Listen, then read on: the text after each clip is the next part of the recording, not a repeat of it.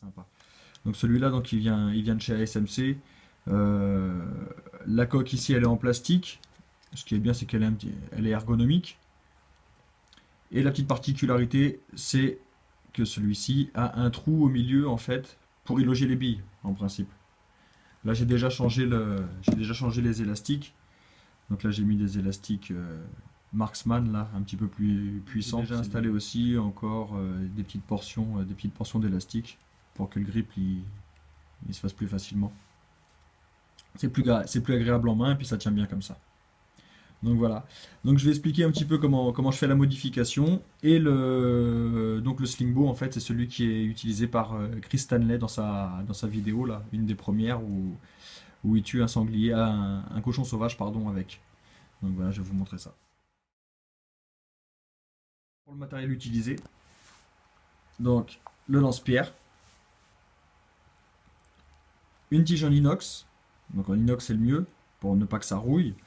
Donc ici, bah, il va falloir une perceuse et un petit foret. Les tiges en inox, donc moi j'en ai une grande là, j'avais réussi à récupérer ça en 10 mm.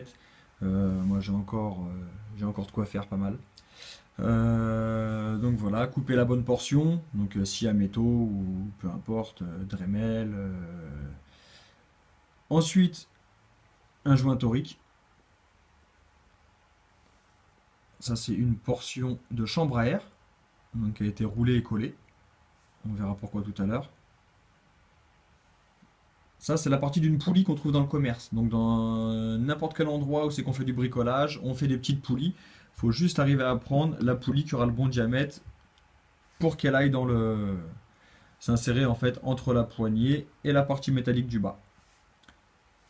Une petite vis, ça peut être n'importe quelle sorte de vis, hein. Après, c'est à chacun de voir comment il veut faire. Et un petit écrou.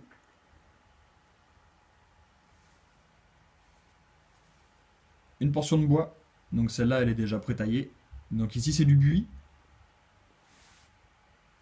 Donc, il ne reste plus qu'à façonner. Et on est paré. Après, bon, bah, bien sûr, il faut une lime, il faut du papier de verre, des choses comme ça. Donc, pour travailler dessus, moi, je donne juste tous les éléments. On va essayer de faire au plus simple. Et je vous montre le montage. Pour le montage, première chose, on enlève la poignée. On a juste besoin d'appuyer dessus, elle s'enlève.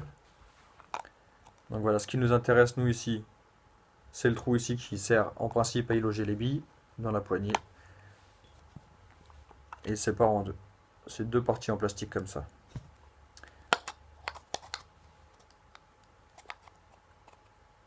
Le plus facile pour avoir la bonne taille ici, c'est de garder l'ensemble monté, d'y insérer une bonne portion de tige métallique à l'intérieur et de voir à peu près où c'est qu'on va vouloir poser le repose-flèche. Donc le mieux c'est qu'il soit à peu près à 3 mm, entre 3 et 5 mm en dessous de la ligne des élastiques. Ça c'est le mieux. Donc je positionne ma tige en fer à l'intérieur et je me sers de mon petit boudin en caoutchouc, donc de la chambre à air de vélo roulée et collée, pour que le tout tienne bien en place. Ensuite, je vais refermer ma deuxième portion. Et voilà, comme ça à l'intérieur, avec le caoutchouc, ça ne bouge plus.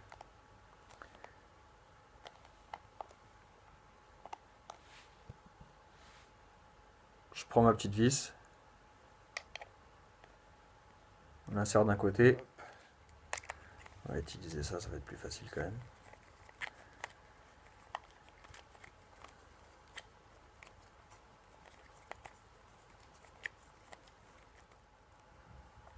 Donc voilà, ensuite je mets l'écrou.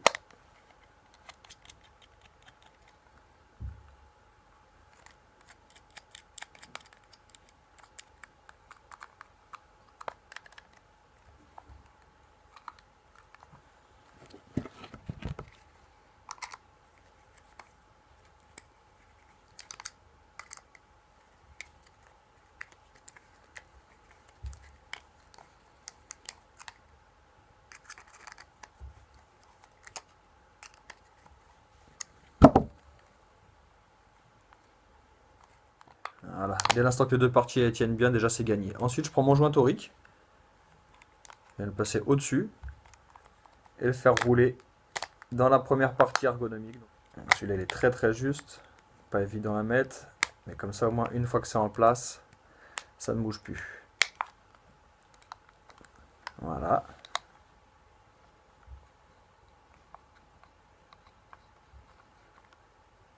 Là, c'est impeccable.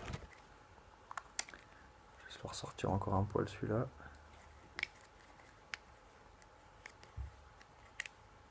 Voilà. J'oublie quelque chose. La poulie. Donc les poulies qu'on trouve dans le commerce, bien sûr, on aura la petite anse en fer par-dessus. On coupe la vis du milieu, là. Je sais pas ce que c'est, un point de pivot, là.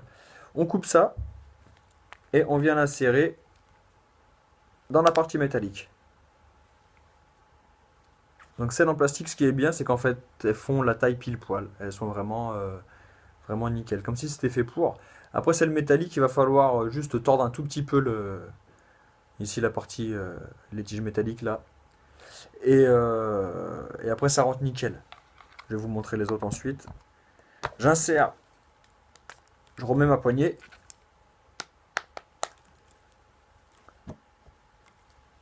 Et là, je commence déjà à voir mon slingbo.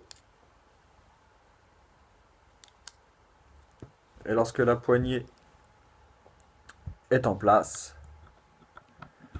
on n'a plus qu'à y coller notre pose flèche. Donc c'est pareil. Sur la partie en ébène là, il faudra faire un petit trou, pareil, bon bah 10 mm. Et le coller soit à l'époxy ou avec une autre colle, n'importe, mais une colle qui tient très très bien. Les colles dures, non. Tout ce qui est super glue, machin, on oublie, en fait c'est tellement dur que avec le contact du cuir et la puissance, ça se décolle à la longue. Ça j'avais remarqué, et à l'époxy ça tient très bien. Donc voilà, un slingbo à peu près comme celui de Chris Stanley. Et ce qu'on peut faire après, c'est l'habiller avec de la gaine thermo ou n'importe. Donc voilà celui-là, qui est connu, donc le trou marque. Il a aussi, au milieu un trou pour y loger les flèches. N'importe quoi, pour y loger les billes. Et par contre, il est un peu plus petit le trou, c'est pour y loger des billes de 8 mm, je crois. Celui-là, je crois qu'on peut, du 10 du coup. Celle-là, c'est du 8. Du coup, il a fallu que je reprenne un petit peu le trou, reprendre un peu à l'intérieur, mais c'est exactement le même principe. Les poulies, ça c'est les poulies qu'on trouve dans le commerce. Celle-là, elle s'insère parfaitement dedans. Donc voilà, je crois que c'est du laiton, un truc comme ça. Et celui-là, il est impeccable. Donc celui-là, il est fait aussi pour aller à la pêche. Donc ce qui est bien, c'est qu'on peut y mettre un porte-moulinet. Celui-là, c'est une fabrication maison.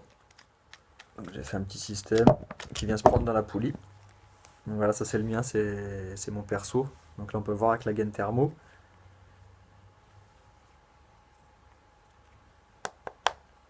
On n'a plus le son du plastique.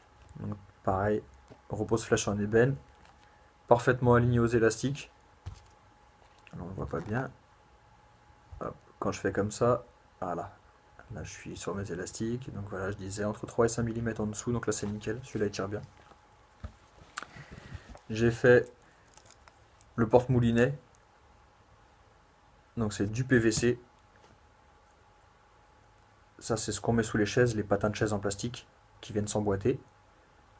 Nickel, donc de la bonne taille comparé à la taille du PVC. Je crois que c'est du 32 le PVC. Une tige en inox, tige filetée en inox. Ici j'ai encore une petite portion de PVC à l'intérieur. Ma tige qui passe à l'intérieur. Ici un boulon collé avec une rondelle. Et ici c'est une réglette. Voilà, comme ça on peut choisir la taille qu'on veut pour y mettre son moulinet là et là. Et le tout je le fais tenir avec des joints toriques. Quand on trouve la bonne taille, ça ne bouge strictement plus. Les petits joints toriques, le slingbo, le porte-moulinet, ça s'insère parfaitement dedans.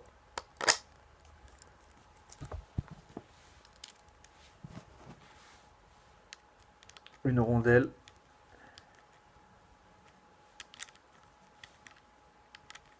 Et ben, un petit papillon.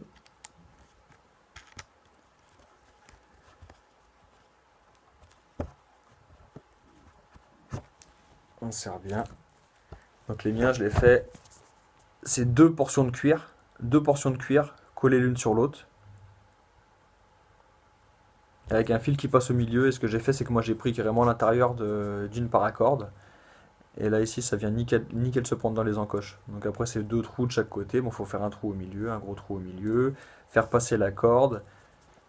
La faire dépasser sur un côté du cuir. Donc après, on brûle pour que ça tienne. On colle la deuxième portion de cuir. On y fait deux trous. On place un loop pour tirer au décocheur. Et c'est nickel.